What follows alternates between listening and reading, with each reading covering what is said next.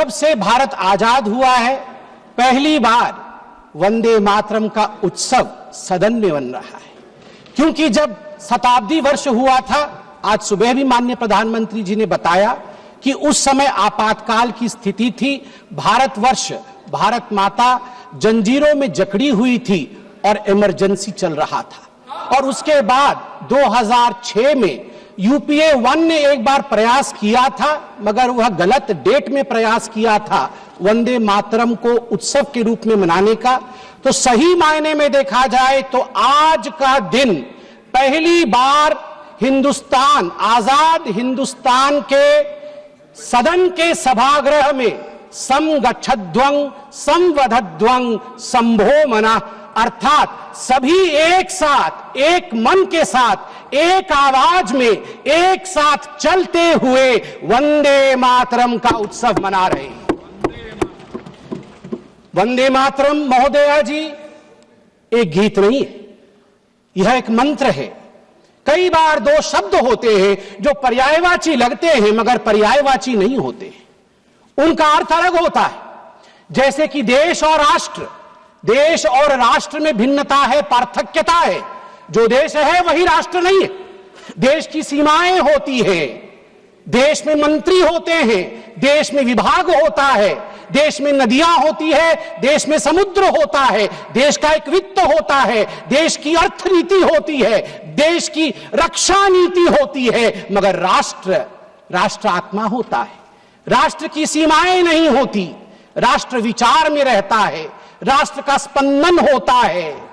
उदाहरण के लिए यदि देश कहा जाए तो गंगा मात्र एक नदी है, एक नदी जिसका एक उद्गम स्थल है और जहां जाके वो समाहित सागर में हो जाती है, गंगा सागर में। उसमें कितना पानी है, उसमें बायोडायवर्सिटी क्या है, यह सब चर्चा की जा सकती है देश के अंतर्गत। मगर जैसे ही हम कहते हैं भारतवर्ष एक राष्ट्र है, तत्क्षणात उसी समय गंगा नदी नहीं रहती, गंगा मां का रूप धारण कर लेती है, वो गंगा मैया हो जाती है। यदि देश कहा जाए तो हिमालय केवल एक पर्वत श्रृंखला होती है, मगर अगर राष्ट्र कहा जाए तो भारतवर्ष में हिमालय वह आलय है जहां से दुर्गा आविर्भाव लेती है, जहां कैलाश में शिव शंकर शंभो विराजमान है। यह एक विचार है। ठीक उसी प्रकार जिस प्रकार देश और राष्ट्र में पार्थक्यता है, गीत और मंत्र में पार्थक्यता है। गीत शरीर को स्पर्श करती है, गीत कर्णप्रिय हो सकती है, गीत की एक कालावधि होती है, किंतु मंत्र अक्षय होता है, मंत्र अनंत होता है, मंत्र आत्मा को स्पर्श करती है, जैसे वंदे मातरम आत्मा को स्पर्श करती है। और अभी बांसुरी जी ने भी बताया और सभी ने बताया, 7 नवंबर 1875 को जब वंदे मातरम लिखा गया, वह तिथि थी अक्षय नवमी की, जिसको आंवला नवमी भी कहते हैं। और ये कार्तिक पूर्णिमा से कुछ दिन पहले यह जो विशेष दिन है, यह वंदे मातरम को अक्षय बनाता है। मैं आनंद मठ जिस पुस्तक में, जिस उपन्यास में वंदे मातरम निहित है, उसे पढ़ा हूं। मैं उसका वह एक पन्ना पढ़ना चाहता हूं, मूल स्वरूप में जहां वंदे मातरम लिखा गया है। मैं बंगाली में ही पढ़ूंगा इसे, मूल स्वरूप में। महेंद्र बोलिल, ए तो देश, ए तो मा नई। भवानंद बोलिल, आमरा अन्य मा मानी ना, जननी जन्मभूमिश्च स्वर्गादपि गड़ियसे। आमरा बोली जन्मभूमि जननी, आमादेर मा नई, बाप नई, भाई नई, बंधु नई, स्त्री नई, पुत्र नई, घर नई, बाड़ी नई, आमादे आछे केवल सेई सुजलां सुफलां मलयज शीतलां शस्य श्यामला। तखन बुझिया महेंद्र बोलिल, तबे आबार गाओ, आबार गाओ। महेंद्र ने समझ लिया और उन्हें कहा, अच्छा भवानंद, फिर से एक बार गा के मुझे सुनाओ। भवानंद आबार गाइल, सुजलां सुफलां मलयज शीतलां शस्य श्यामलां मातरं Vande Mataram. This is the way it was sung for the first time इन देश राग, इन आनंद मठ में ये इस पंक्ति में कहते हैं भवानंद कि हमारी पत्नी नहीं है, हमारा पुत्र नहीं है, कोई हमारी माता नहीं है, कोई हमारा पिता नहीं है, मेरा घर नहीं है, मेरा कोई संसार नहीं है, मेरी एक ही जननी है, वह है वंदे मातरम सुजलांग सुफलांग, भारत मां ही तो मेरी मां है। और मुझे दुख के साथ कहना पड़ रहा है, आज हम उस पर चर्चा कर रहे हैं, उस पर आज हम चिंता कर रहे हैं। मैं आज जो तुष्टीकरण की राजनीति के विषय में बात हुई, यहां कुछ संसद के सदस्यों ने विषय को रखा और उसे तोड़ने मरोड़ने की भी कोशिश की गई। कहा गया कि सुभाष चंद्र बोस जी ने चिट्ठी लिखा था जवाहरलाल नेहरू जी को, जिसके आधार पर नेहरू जी ने स्पष्टीकरण दिया था। मैं कहना चाहूंगा कि सुभाष चंद्र बोस जी ने चिट्ठी नेहरू जी को इसलिए लिखा था क्योंकि CWC कांग्रेस वर्किंग कमेटी की जो मीटिंग कलकत्ता में अक्टूबर 1937 में होने वाली थी 26 तारीख को, उससे पहले 9 अक्टूबर को उसका एजेंडा आया था। एजेंडे में लिखा हुआ था कि CWC इस बार तय करेगी कि वंदे मातरम का क्या करना है, रखना है या विसर्जित कर देना है। सुभाष चंद्र बोस तड़प उठे थे, तड़पते हुए उन्होंने क्या लिखा था मैं पढ़ना चाहूंगा। मैं ये किताब पढ़ रहा हूं, Vande Mataram the biography of a song, सभ्यसाची भट्टाचार्य। और इस किताब में लिखा है, while writing to you, Subhash Chandra Bose लिख रहे हैं, while writing to you I also plan to write to Jawaharlal ji, ये टैगोर जी को लिख रहे हैं। Discussions are ongoing in the Congress circles on the subject of Vande Mataram. On 26th October 1937, Congress Working Committee at their meeting in Calcutta will address the issue. Perhaps the committee will decide to discard the song. I do not know your opinion in this matter, and that is why I write to you. In Bengal and among Hindu outside of Bengal, great excitement has been caused, and I write to you to know what you feel. ये सुभाष जी ने लिखा। अब मैं यहां पे उद्धृत करूंगा पंडित नेहरू ने क्या क्या कहा है वंदे मातरम के लिए। यह सब कुछ इस किताब में है, ऑन रिकॉर्ड मैं पढ़ रहा हूं। Nehru had only recently read the novel Anand Math only 6 days before the working committee meeting. केवल 6 दिन पहले उन्होंने आनंद मठ आनंद फानन में पढ़ लिया।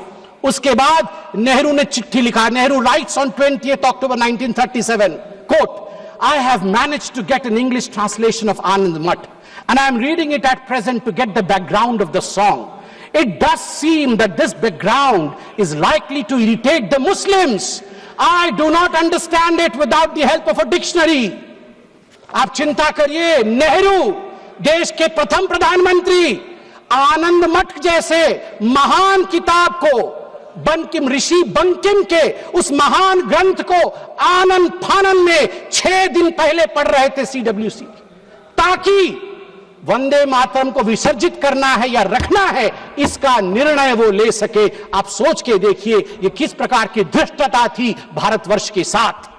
और नेहरू जी कहते हैं मैं तो डिक्शनरी के बगैर वंदे मातरम समझ भी नहीं सकता हूं। LOP का भी वही हाल है, LOP का भी वही हाल है, तभी आज वो नदारत है। बिना डिक्शनरी के ये वंदे मातरम क्या है समझ भी नहीं सकते हैं। धन्यवाद है माननीय प्रधानमंत्री जी का आज मौका दिया है। कुछ लोग घर में डिक्शनरी पढ़ पढ़ के आके भाषण तो किया है उन्होंने, वरना अभी तक वंदे मातरम का अर्थ भी नहीं समझ में आता। आगे नेहरू जी क्या कहते हैं मैं आपको पढ़ के सुनाऊंगा। नेहरू जी के सब कुछ कहने के बाद कांग्रेस वर्किंग कमेटी की मीटिंग होती है। रिजोल्यूशन मेरे हाथ में है इस किताब में। कांग्रेस वर्किंग कमेटी की जो रिजोल्यूशन है वंदे मातरम को लेके, उसमें बहुत कुछ है, मैं कुछ पोर्शन पढ़ रहा हूं। The other stanzas of the song are little known and hardly ever sung. They contain certain allusions and a religious ideology which may not be in keeping with the ideology of other religious groups in India.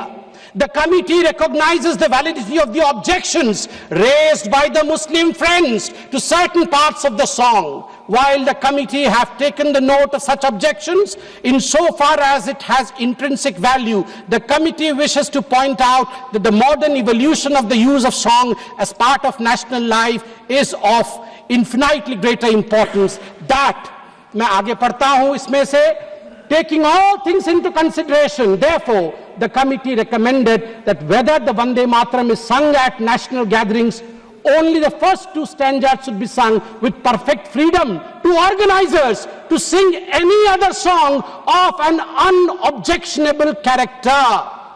मतलब उनके मन में था कि Vande Mataram objectionable है और organisers के ऊपर छोड़ दिया गया कि आप कोई और गाना भी गा सकते हैं जो कि अनऑब्जेक्शनेबल नहीं है।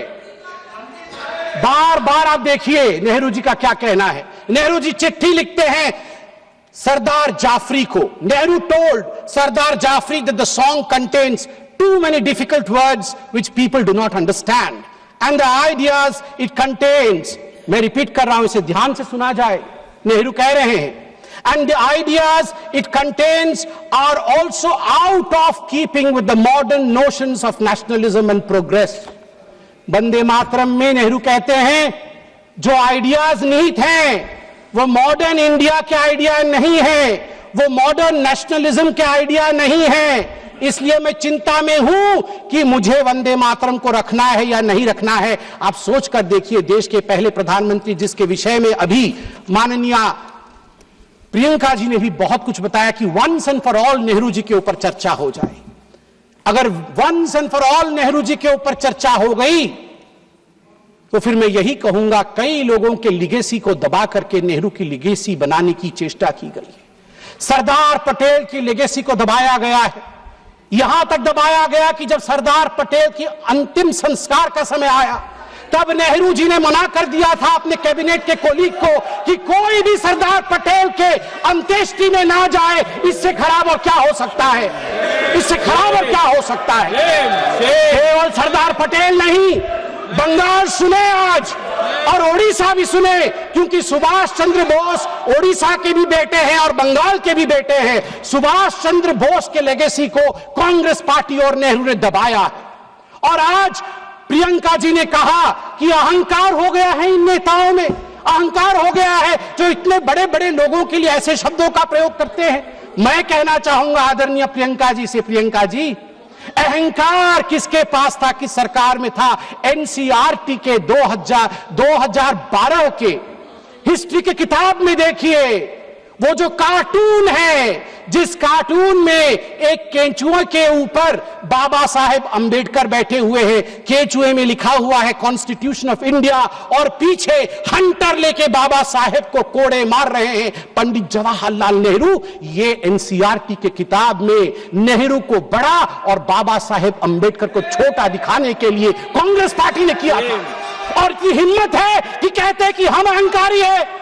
बाबा साहेब अंबेडकर को जो कोड़े मारने के कार्टून को एनसीईआरटी की किताब में छाप सकता है, मैं उनसे पूछता हूं कि आप अहंकारी हैं या हम अहंकारी हैं।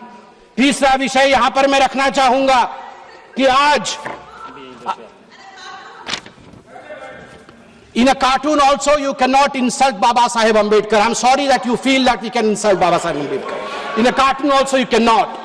आज मैं कोट करना चाहूंगा श्री अरविंदो को, श्री अरविंदो जी को कोट करना चाहूंगा। महर्षि अरविंद कहते हैं, जब उनसे उनके शिष्य ने पूछा कि कांग्रेस पार्टी ने कई पैराग्राफ हटा दिए, केवल 2 स्टैंजा ही रखा है, दुर्गा नाम था उसमें, सरस्वती जी का वर्णन था, इसलिए हटा दिया गया।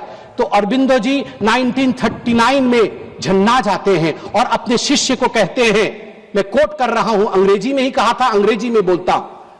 Sir Aurobindo commented, but it is not a religious song, it is a national song, and the Durga spoken of is India as the mother.